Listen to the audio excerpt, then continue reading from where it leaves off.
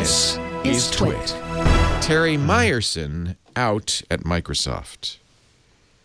How long has he been? He's been at Microsoft for decades, but he was in charge of Windows since Sinofsky, right?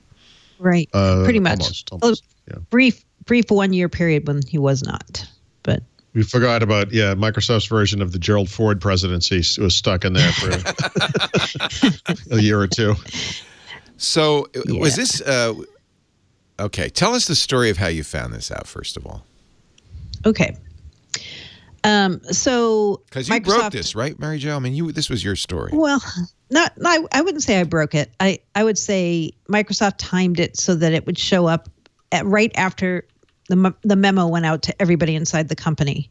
So, the memo went out 10 a.m. East Coast time last Thursday, and then we could post our stories after that.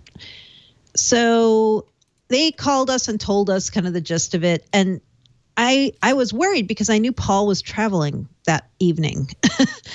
Yep. And the next morning, I saw from his Twitter stream that he got into Colorado very late. And so I really sat there and debated back and forth if I should wake him up and tell him what we knew, but I decided not to. If you don't mind me just interjecting quickly, Brad and Mehdi did the same thing. They knew. I told them, look, I'm going to be out for the duration. I don't care what happens. I'm not going to be available. Really? And we just had the busiest 8-hour back-to-back days. Plus, we got in at 3 o'clock in the morning. So You were tired. But then, I'm not that remote that I don't know what's going on. And so I see this stuff, and I contacted Brad and I contacted Mary Jo, and they told me what she just said. And I said to Mary Jo, I got to say, you handled this a lot better than you did when Steven Sinofsky left. Because that time I was driving a basketball and she called me screaming, and I almost drove my car off the road into a telephone pole. And I distinctly remember thinking, like she was literally screaming. And I said, I don't know where she lives, and if something's happening to her, I can't tell the police how to find her. You guys are so cute. You act like this stuff really matters. I love that about you. Come on, man. It matters. Does it? So why does it? Yeah. First of all, was he fired? Okay, so here's, Microsoft was very careful to make it look like this is an orderly transition, and he's sticking around for a few months to help, pass the baton, the whole thing, right? But you got to wonder how it actually happened. And my theory about what happened is they decided on a reorg structure where he no longer fit into the picture, and they probably offered him some other things inside the company, and he decided not to take them. Right. That makes sense. Yeah. So he's totally leaving. They offered him they were of a lower level structurally, I think is likely. I would assume. Right.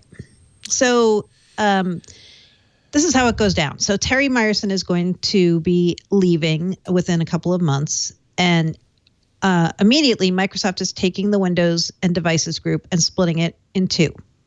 So part of it is going under Rajesh Jha, who right now runs the Office business at Microsoft. And part of it is going under Scott Guthrie, who right now runs Cloud and Enterprise. They're creating these new groups, combining in the Windows people. So there's one that's going to be called Experiences and Devices. That's the one under Jha.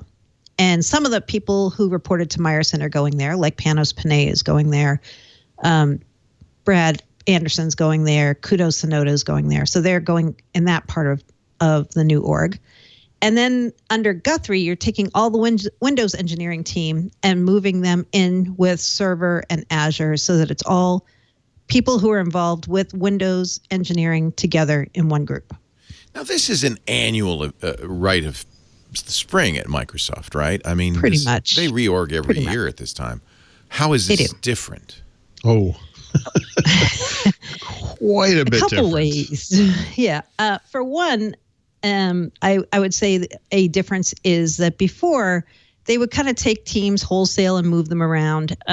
It's unusual that they're taking away a group that has basically been the identity of Microsoft and kind of scattering it to the wind, as several people have described it.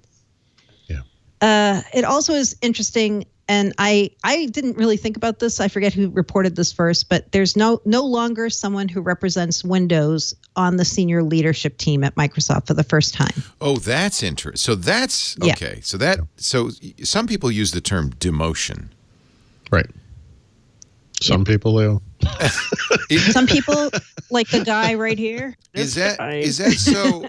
Really, That's where that comes from. It does sound like that in the sense that Windows is no longer the crown jewel at Microsoft. Hasn't been for some time. And a while. Yeah, and I think the weird thing about this, because it's funny, we've talked about this potential for a long, long time. You know, there was a time when Windows represented the largest chunk of revenues that Microsoft made. There was a time when Windows was number 2 behind Office, and then there was a time when Windows was number 3 behind Office and Server. Today, Windows represents 16% of Microsoft's revenues for the last fiscal year. Really, is that all? Wow. Yeah, 10 years earlier they were. Yeah. Well, that's what happens when you give it away, for one thing. Because I went back and looked at their latest quarter after you and I talked yesterday, Paul. And it's still a big. It's still a lot of the company. I mean, remember that org is more than just Windows, and it is. It is. Yeah, but so yes, there's part.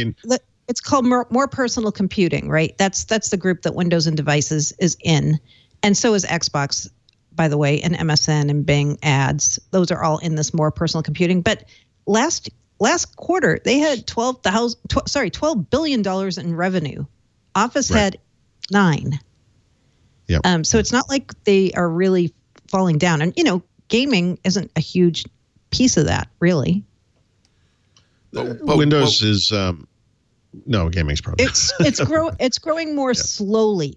So I think a lot of what Microsoft did last week is twofold, right? It's they want people to see that they're focused on the future, and Windows isn't the future of the company, right? Yep.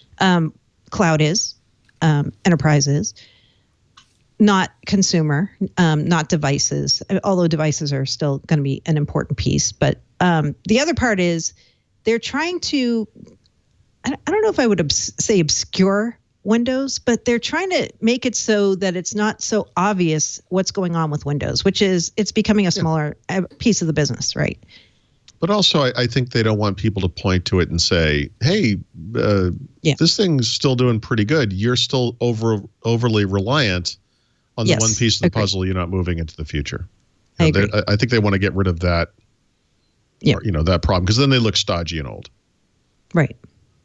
It's like, hey, by the way, you're still making an awful lot of money from Windows, Microsoft.